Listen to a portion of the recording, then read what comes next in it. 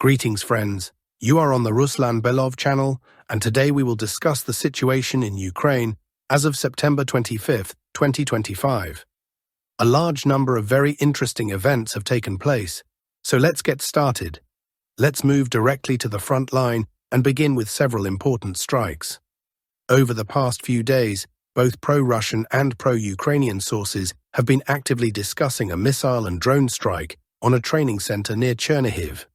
Today, pro-Russian sources published footage showing a large camp where Ukrainian units and FPV drone operators were being trained. At that moment, Russian forces launched strikes. First, 2 Iskander missiles hit the site, followed by up to 30 drone strikes. Reports on losses vary. Pro-Ukrainian sources claim casualties were avoided and no one was harmed. Russian sources insist the Ukrainian side suffered heavy losses, more than 300 soldiers. We will continue to monitor how this story develops. Meanwhile, additional footage has come from the Zaporizhzhia direction. According to reports today, Ukrainian forces managed to shoot down a Russian Su-34. Russian officials have not confirmed or commented on this yet, but many reliable pro-Russian sources state that an incident did indeed occur. The aircraft may have been damaged, but the pilot managed to eject or escape safely. It is worth noting that since the end of August or the beginning of September, Russian aviation has been regularly bombing Zaporizhzhia. These were not missile or drone attacks, but airstrikes using FAB-guided bombs. Russia has demonstrated the ability to hit Zaporizhzhia with this type of weapon, significantly increasing the damage inflicted on the city. Strikes targeted factories, warehouses, Ukrainian logistics, and railway infrastructure. Naturally, this reduced the city's overall combat potential. On September 24th, footage appeared showing the destruction of an entire plant and warehouse in the western part of Zaporizhzhia. Several more strikes were recorded in the northern part of the city. Russian Su-34 aircraft have been working intensively, although Ukraine now claims that one of them has been shot down. We will see how the situation develops and whether repeat strikes will follow. In any case, even if a Su-34 was damaged, Ukraine was forced to bring air defense systems closer to the front line. These systems were almost certainly detected by the Russian army and may soon be destroyed. Now let's move to the Zaporizhzhia sector, starting with the western direction. Very interesting footage has appeared from the M18 highway. From the town of Stepnohersk northward all the way to Zaporizhzhia, the road is now covered with overhead mesh. On this highway, Russian drone operators were waiting in ambush for quite some time until a more valuable target appeared, which was then destroyed. The footage shows that Ukrainian forces are still able to move reinforcements towards Stepnohersk, but overall, the M18 is effectively under Russian control. The mesh may offer some protection during transit, but at the entry and exit points, Russian drone operators can wait in ambush, creating extremely high risks.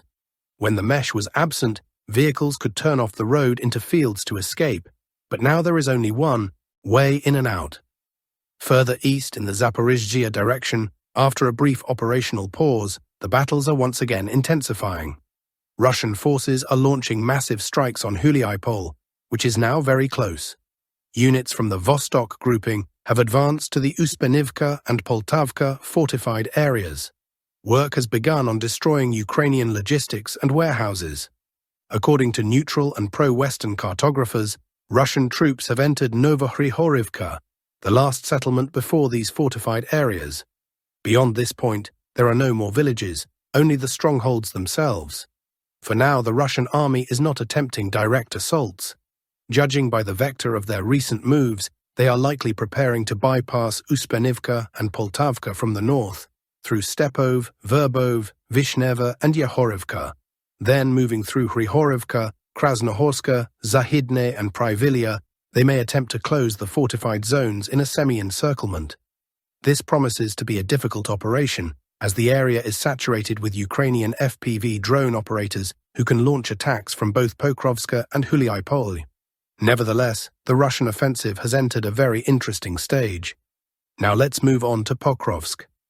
The map here has shifted slightly, both in favor of Russian forces and in favor of the Ukrainian army. In Pokrovsk itself, Russian troops are carrying out heavy strikes on the southeastern part of the city, using FAB bombs and the TOS-1A Sontsepyok flamethrower system. This sector is clearly under targeted pressure. We previously discussed that an attack from this route could allow bypassing the main fortress of Pokrovsk in the southern part. For now, though, there have been no confirmed adjustments to the front line. Moving northeast, the situation remains complicated. Recently, footage showed a group of Russian assault troops ambushed south of Velika Novosilka, near Novotoretska. The video was dated around mid to late September, and neutral cartographers made map corrections accordingly. The day before, similar corrections were made near the village of Boykivka, where Ukrainian forces launched a successful attack. In short, we concluded yesterday that Russian troops in this breakthrough zone face serious challenges. For now, FPV drones and other supplies dropped from the air still allow them to maintain a defense, but this cannot last indefinitely. And today, September 25th, reports indicate that the village of Zapovidne also came under Ukrainian control. The corridor is becoming narrower and narrower. On the other hand, today geolocation footage appeared from the Ognetrivna Rud quarry, which is also located in the breakthrough zone. Despite the difficult situation in the corridor, Russian units are trying to expand their positions around Kucherev Yar and continue the offensive with the aim of encircling the entire Shakov pocket. The situation is complicated. Both sides are attempting to encircle one another, and it will be interesting to see who comes out of this battle as the victor. Next, we move toward Kostiantynivka. Today, the Russian Ministry of Defense reported further progress in the fighting around the Kliban-Byk reservoir. According to their statement, Russian troops managed to clear 5.1 square kilometers in the past 24 hours, most likely south of the 0524 highway. The Ukrainian side still holds the Kliban-Byk pocket itself, but Russian sources state that around 100 Ukrainian soldiers remain trapped inside. Several breakout attempts were made, but were repelled by artillery, FPV drones, and the Special Forces unit Rubicon. In general, while maps still show the Kliban-Byk area under Ukrainian control, in practice, Russian forces exercise full fire and drone dominance over it. At the moment, the Russian army is not storming Kostiantynivka, and there seems to be little urgency to do so. The same can be said for both Pokrovsk and Kostiantynivka. Both towns are surrounded under heavy drone and Rubicon control. Any vehicles entering either location are quickly destroyed. Recently, another group of civilian cars that drove into Kostiantynivka was immediately struck by FPV drones. All this indicates that both cities, Pokrovsk and Kostiantynivka, have effectively become donor zones. Equipment and manpower go in, but nothing comes out except perhaps wounded soldiers evacuated under fire. No real movement is observed on these fronts. Most likely the main activity will shift to the Lyman-Seversk line. The Ukrainian units currently being ground down in Pokrovsk and Kostiantynivka will eventually be forced to redeploy to defend Sloviansk, Lyman and Seversk, but by then they will already be exhausted. Today, the Russian army achieved significant success on the ground in the Lyman-Seversk sector. Let's take a closer look. On the southern flank of Seversk, Russian troops are pressing hard on the pocket between Zvanivka, Perezdna and Vyemka, trying to straighten the line. Ukrainian command keeps throwing reinforcements here, holding the area at all costs, which leads to heavy losses. Strikes are also being delivered against key supply roads leading south from Seversk. Recently, a bridge was destroyed by an X-38 missile strike, further complicating logistics. Slightly to the north, more strikes hit local supply routes. Footage showed a small field depot where mines were stored. It was destroyed in one of these attacks. The most important updates today come from the Yampil-Dronivka line. Pro-Ukrainian sources released footage showing a Russian soldier inside a building, which was geolocated to this sector. Based on this evidence, maps were updated to mark Russian presence from that structure to the Siversky Donets River.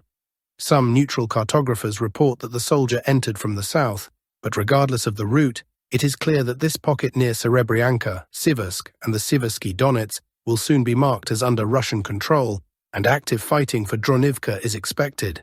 In Yampil, the situation is equally tense. Ukrainian sources published footage showing powerful explosives dropped on Russian positions in the northeastern part of the settlement. Based on this, most cartographers updated their maps, confirming Russian presence. Ukraine continues sending waves of infantry into Yampil, but they are tracked and targeted by drones. Meanwhile, reliable sources with links to Russia's 20th Army report that Russian units have captured the Medovy crossing, a key strongpoint on this front. This means Yampil is already semi-encircled. Moreover, it is worth recalling that in 2022, the Russian army attacked Lyman via a very similar route.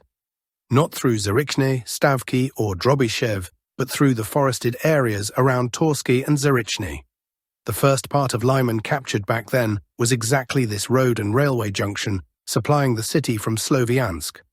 Now it seems Russia is repeating that approach. Reports from the Ministry of Defense and independent cartographers also indicate that the clearing of Zarychny is nearly complete. Geographically, the village is already under Russian control, though some scattered Ukrainian resistance remains.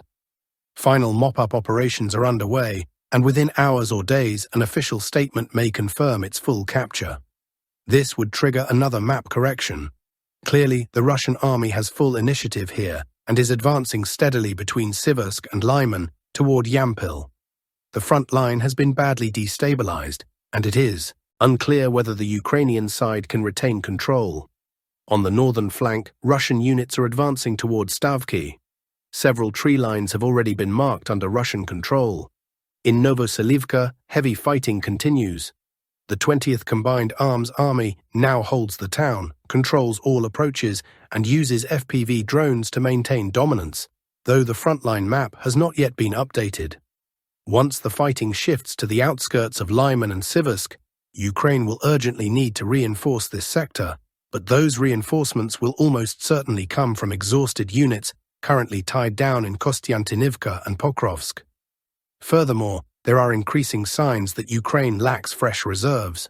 Reports say worn-down units from Seversk and Lyman are already being redeployed to the Borov sector in the northeast Kharkiv region. This is not the first time such transfers have happened. It suggests Ukraine is plugging holes not with fresh brigades, but with troops pulled straight from other battle zones. The resource situation appears very difficult. In the northeast of Kharkiv region, Russian forces have already been confirmed inside the village of Otradna. Cartographers marked it under Russian control, and today objective control footage confirmed the presence of Russian troops there. The video showed strikes on Ukrainian positions inside the village. Based on this evidence, another map correction was made. This shows that the Kharkiv offensive is gaining momentum. Soon, Ukraine will have to redeploy forces toward Lyman and Seversk to stabilize the front. If the line can be held there, it will likely come at the cost of opening vulnerabilities in northeast Kharkiv. That, in turn, could allow a new Russian offensive to accelerate in this direction. This is why Zelensky now faces the urgent question of launching some kind of counter-operation to force Russia to divert troops away from its offensives. But just recently, former Ukrainian Chief of Staff Valery Zaluzhny stated that the Kursk adventure cost Ukraine far too much. Perhaps he knows Zelensky is planning another risky move and is trying to warn the command against repeating such steps. And that's all for today, dear friends. Thank you for watching, subscribing, and supporting the channel. Take care.